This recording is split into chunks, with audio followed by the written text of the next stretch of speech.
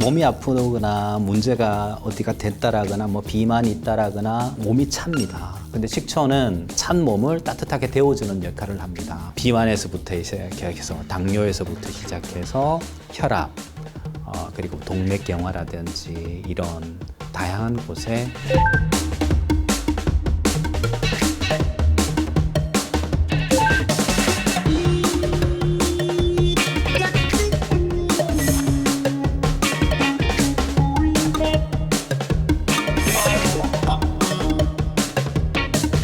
1907년도에 일제로부터 그 추세령이라는 포고문을 발표합니다. 이런 우리나라 가영주 문화가 단 한 군도 남아있지가 않게 돼요. 그러니까 우리 전통술이 사라지다 보니까 이 전통술을 근본으로 했던 식초마저 사라지게 됐던 거죠. 주정을 가지고 만들어지는 주정식초가 우리 식탁을 차지하겠던 거고, 더 값싸게 하기 위해서 땅속의 석유에서 빙초상 성분을 뽑아냅니다. 사람이 먹으면 안 되겠죠.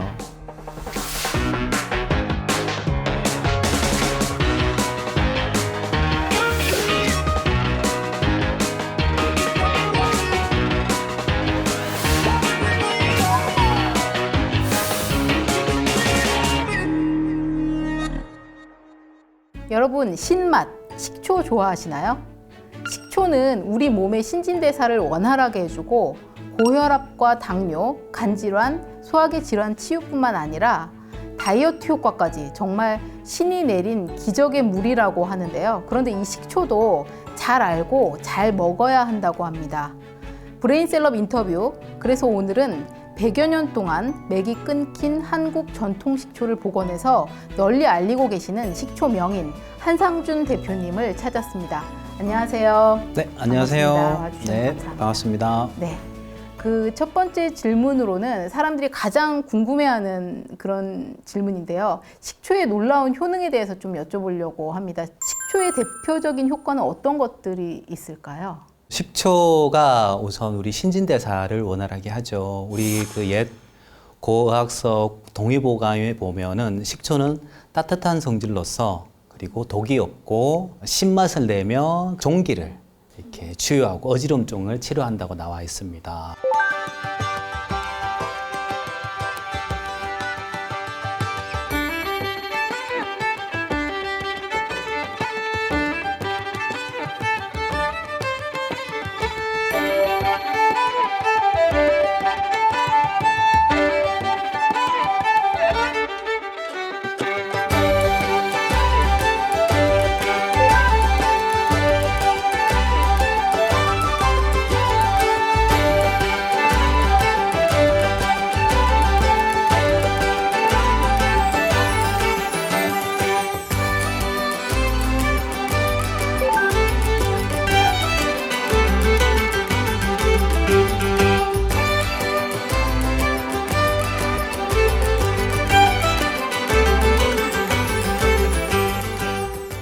그리고 또 결기를 방지해서 피를 맑게 하고, 그래서 피가 맑아지니까 당연히 우리가 이제 혈중에 콜레스테롤이라든지 그다음 지방이 쌓이는 부분도 해결이 됨으로써 혈압이 떨어지고 동맥경화라든지 이런 혈관계 질환에도 상당히 도움을 주고 있습니다. 그렇죠. 우리가 성인병이라고 하게 되면 이제 고혈압뿐만 있는 게 아니라 뭐 고지혈이 있고 콜레스테롤 수치 높은 거고, 당뇨 수치가 높게 나오는 거고. 그러니까 우리 몸은 한 가지 작용만 하는 게 아니라 그 한 가지로 인해서 여러 가지가 결부돼서 종합적으로 나타나지 않습니까? 우리가 그 탄수화물이라든지 일단 포도당을 섭취하게 되면 얘가 소비되지 못했던 부분은 지방으로 쌓이게 되는 겁니다. 운동할 때 식초를 같이 드시게 되면 훨씬 좋습니다. 지방이 태워지는데 지방 태우는데 휘발유 넣는 그런 느낌일 겁니다. 이런 식초가 들어보니까 노벨 생리의학상을 3번이나 수상했다고 들었어요. 네, 어떤 것 때문에 이런 효과가 입증된 걸까요? 노벨 생리학상은 1945년도 그리고 1953년 그리고 1964년도에 음식에 소화되는 관련된 게 초산이 주 역할을 한다라는 부분과 그리고 식초를 드시고 난 후에 2시간 후에 피로가 회복이 되고 소변이 맑게 변한다라는 거. 그리고 우리가 이제 사회생활을 하다 보면은 이제 각종 스트레스에 많이 노출되지 않습니까? 이게 스트레스 해소하는데 이제 부신피질 호르몬 분비를 촉진한다든지 이러한 내용으로 노벨 생리학상을 3번에 걸쳐 수상을 했습니다.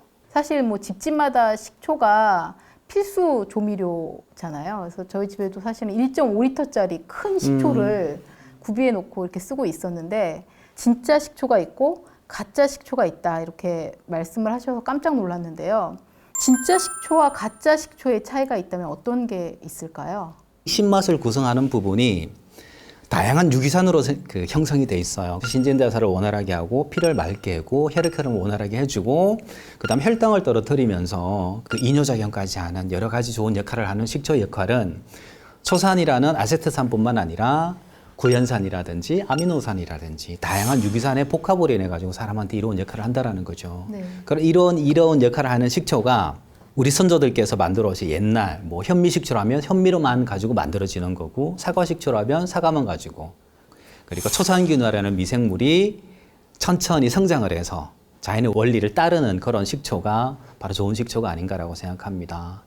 방금 말씀하셨던 뭐 1.5리터 이렇게 같은 경우는 그 주 성분이 초산밖에 없는 거죠. 그러니까 우리 입에서는 신맛을 느끼는데 우리 몸에서는 그 이로움을 제대로 이렇게 펼치지 못하는 그런 식초가 아닌가라고 생각합니다. 네. 어떻게 해서 그런 역사가 있을 것 같아요? 가짜 식초가 만들어지게 된 역사. 실제 모든 식초는 술에서 옵니다. 술이 아닌 상태에서 식초가 되는 건 없어요. 한여름날, 무더운 날 막걸리를 이렇게 먹다가 남은 막걸리를 가만히 두면 바깥에 어떻게 되죠? 신맛이 나면서. 시죠. 예. 근데 식초 만드는 과정이 그 과정입니다. 막걸리가 신 게 식초거든요. 저희는 그거를 더 발효를 시켜서 사람한테 이로운 초산균을 더 많이 정식을 시켜서 식초를 만들어내는 겁니다. 그러니까 모든 식초는 술에서 오니까 결국은 식초 역사를 알려면 술의 역사를 알아야 되고 이 술이 우리가 안타깝게 1907년도에 일제로부터 추세령이라는 포고문을 발표합니다. 앞으로 술을 빚을 때 면허를 받아서 세금을 내라라는 그 뜻이거든요. 가양주라 그래서 제사가 있다라거나 아니면 결혼식이 있다라고 하게 되면 그 전부터 술을 먼저 빚어요. 집집마다 전통에 따라서 빚어서 그걸 가지고 제사에도 쓰고 축하할 때도 쓰고 하는데 술을 빚으면 면허를 받아서 세금을 내라고 하니까 이런 우리나라 가양주 문화가 단 한 군도 남아있지가 않게 돼요. 그러니까 우리 전통술이 사라지다 보니까 이 전통술을 근본으로 했던 식초마저 사라지게 됐던 거죠. 그러다 보니까 그 빈자리는 술 같은 경우는 지역마다 양조장 생기면서 미국에서 무상으로 원조되는 밀가루를 가져다가 쉽게 막걸리도 만들고 또 이제 소주란 게 있죠. 주정을 물로 희석한 희석식 소주죠. 소주 등이 차지하게 된 거죠. 식초 같은 경우도 마찬가지 주정을 가지고 만들어지는 주정식초가 우리 식탁을 차지하겠던 거고 더 값싸게 하기 위해서 땅속의 석유에서 빙초산 성분을 뽑아냅니다. 거기서 중금속을 제거해 갖고 쉽게 빙초산이라는 걸 만들어요. 사람이 먹으면 안 되겠죠. 입에서는 신맛을 느끼겠지만 우리 몸에서는 받지 않지 않나 생각합니다. 그래서 그게 쌓이고 쌓이면 우리 몸도 주인한테 신호를 보내겠죠. 뭐 손이 떨린다든지 뭐 여러 가지. 빙초산을 희석해서 만든 음식들을 굉장히 많이 섭취하고 있는 걸로 알고 있는데 어떤 것들이 있을까요? 새콤한 무쌈이라든지 그다음에 절임류 같은 경우 거의 대부분 아직도 빙초산으로 만들어지고 있고요. 치킨무, 빙초산 들어갑니다. 피클, 단무지 다 빙초산이거든요. 아직도 초밥 같은 경우도 빙초산 많이 들어오고, 네, 그렇죠. 이게 왜 그러냐면 한국인들이 아무래도 그 자극적인 건 좋아요. 맵고 맛있는데. 짜고 그리고 신맛도 아주 톡 쏘는 신맛을 좋아해요. 그러니까 일반 식초에서는 이런 이제 톡 쏘는 맛이 약하다 보니까 빙초산을 넣어서 가격도 저렴하니까 아직까지 사라지지 않지 않나 생각합니다.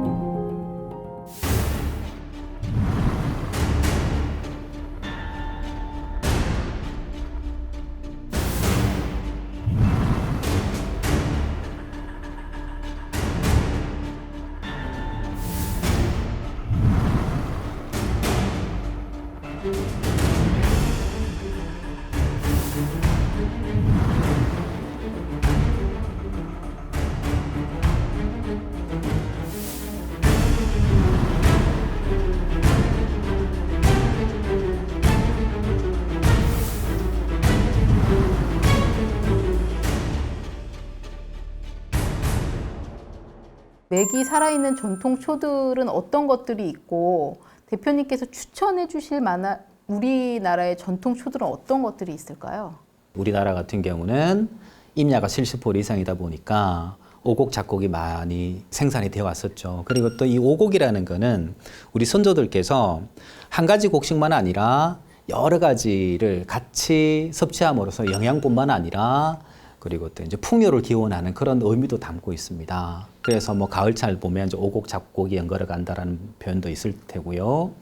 그리고 또 정월 대보름날 우리 오곡 잡곡으로서 우리 건강을 기원했던 것처럼 이 오곡은 우리 한민족의 문화와 뗄래야 뗄 수 없는 하나의 어떤 그 고유한 전통 문화가 아닌가 생각합니다. 그래서 이 오곡을 이용해서 술을 빚고 또 그 술을 이용해서 식초를 빚어왔다는 거. 곡물 식초만 있었던 건 아니라 과일로도 식초가 많이 만들어져 왔었어요. 특히 우리가 많이 아는 매실로 만든 매실식초라든지 아니면 이제 사과에 들어온 지 얼마 안 됐지만 여러 복숭아 식초라든지 그리고 또 강화도 쪽에서 이제 쑥이 많이 나다 보니까 쑥을 넣어서 이제 술을 빚었을 수도 있겠고 그다음 성죽에 가면은 전라도 쪽에선 또 평야지대가 높다 보니까 아무래도 쌀을 이용해서 술을 많이 빚었을 테고 집집마다 하물며 저희 동네는 동네도 큰 집과 저희 집 술 빚는 게 방법이 조금 달랐어요. 그러다 보니까 이 다양한 술 문화로 인해서 식초도 다양하다라는 거죠. 식초가 이렇게 건강에 좋으면 꾸준히 좀 먹어야겠다는 생각이 드는데요. 선택법도 좀 남달라야 되겠다는 생각이 드는데 어떤 식초를 선택하는 게 가장 좋을까요? 일단 식초는 자연 그대로 그 원료 자체만 가지고 만들어지는 겁니다. 지금은 우리가 식초를 쉽게 만들기 위해서 주정이라는 게 들어가고 그다음 발효 영양원이라는 게 들어가게 돼요. 그래서 식초를 구매를 하시게 되면 뒤쪽에 보면 이렇게 표시 사항이 다 나타나 있거든요. 거기에는 사과 식초라면 사과 100%로 만들어진 거, 그리고 또 현미 식초라면 현미와 누룩만 들어가서 만들어진 식초. 를 찾으시면 어떨까라는 생각이 듭니다. 당이라든지 뭐 주정이라든지 발효 영양원이라든지 그리고 또 뭐 색소가 들어갔다든지 근데 특히 많이 사과 식초 같은 경우는 사과가 조금만 들어가다 보니까 사과 향이 안 나요. 그래서 많이 이제 착향료 많이 쓰죠. 네. 사과 착향료라든지 이런 거 들어간 것은 좀 피하시는 게 좋겠습니다. 섭취하는 시간이 있을 거고 적정 섭취량도 있을 것 같아요. 그건 어느 정도가 좋을까요? 또 식초가 좋다고 하니까 너무 많이 드셔도 과유불급이 되겠죠. 그래서 그 내 체중의 0.1%, 그리고 내 체중이 한 60kg다라고 하게 되면 하루 섭취하는 식초 양은 60ml 정도 됩니다. 60ml면 소주 잔으로 이제 한 잔 정도 됩니다. 그거를 하루에 여러 번 나눠서 드실 때는 언제 드시냐면 빈속에 드시면 속쓰림이 있을 수 있으니까 반드시 식사를 하시고 난 후에 60ml 정도를 세 번에 나눠서 물을 한 10배 정도 희석하셔가지고 드시면 너무 좋습니다. 잘 먹는 방법이나 팁이 있을까요? 아무래도 식초가 강한 신맛으로 인해서 드시기가 쉽진 않죠. 그래서 저 같은 경우는 이제 식초에다가 여러 가지 약재를 우려서 먹어요. 특히 이제 저는 이제 인삼을 많이 우려서 이렇게 그 식초에 넣어서 우려서 물을 타서 먹는데 몸이 차게 되면 그 면역력이 떨어진다든지 그리고 또 많은 어떤 질병에 노출이 되기 쉽죠. 그래서 식초는 따뜻한 성질로서 우리 손발이 찬다든지 아니면은 뭐 아랫배가 찬다든지 이렇게 차가운 내 몸을 따뜻하게 데워주는. 우리가 한겨울에 냉방에 들어가면은 너무 춥잖아요. 네. 근데 여기에 이제 보일러를 대서 불을 떼는 것처럼 식초를 드심으로써 따뜻하게 냉기가 감돈 방을 따뜻하게 이제 데워주는 겁니다. 내 몸도 마찬가지 그렇게 데워서 그렇게 데워주면 면역력도 상승이 되면서 여기에 식초만 드시는 게 아니라 인삼이 그 따뜻한 성질을 가지고 있어요. 우리가 인삼주 만들 때 보면은 인삼에다가 소주뼈 따로 가지고 우려내잖아요. 마찬가지 식초를 부어서 우려내는 거죠. 초산이어서 잘 우러나니까 따뜻한 성질을 가지고 있는 그 생강을 같이 넣어서 우려 드시는 방법도 괜찮고요. 그렇게 되면 드시기가 훨씬 수월하고 이 약재는 인삼이나 아니면은 이제 생강뿐만 아니라 주변에서 내가 쉽게 구할 수 있는 약재를 어느 것도 사용해도 무방합니다. 아니면은 이제 우유에 넣어서 드시게 되면은 우유가 걸쭉해지게 요거트처럼 됩니다. 꿀을 한 스푼 넣어서 이렇게 드시는 방법도 괜찮고요. 젖산균에서 우유의 단백질이 그 뭉쳐서 응고가 되는 겁니다. 이런 상태가 되면 일단 소화 흡수되는 데 도움이 되고요. 그리고 우유 속의 칼슘 흡수율이 자그마치 7배 이상 높아집니다. 칼슘이라는 게 미네랄로 돼 있다 보니까 광물이다 보니까 우리 몸에 흡수가 잘 안 돼요. 하지만 식초에 넣게 되면 식초의 칼슘이 이온화가 돼서 쉽게 녹습니다. 그래서 흡수율이 높아지고 변비이신 분들 같은 경우도 그 우유에다 식초를 넣어서 드시게 되면 장 운동을 원활하게 해줍니다. 그래서 변비도 쉽게 가시게 되는 거고. 체질과 증상에 맞는 식초 활용법도 있을 것 같은데 어떤 게 있는지 좀 소개 좀 부탁드릴게요. 식초와 체질하고는 아주 크게 관계는 없어요. 근데 식초를 드실 때 주의해야 될 부분이 있는데 늘 뭐 공복에 드신다라든지 아니면 양치를 바로 하고 난 후에 보면 이제 그 치아의 에나멜층이 이렇게 벗겨진 상태에서 산이 곧바로 닿게 되면 치아에 부식이 온다든지 그리고 또 이제 약재를 드시는데 혈액 응고를 방지하는 약을 드실 때 식초를 드시게 되면 식초가 또 혈액회를 원활하게 되다 보니까 이제 그런 부분에 좀 주의하셔야 되지 않겠나 싶습니다.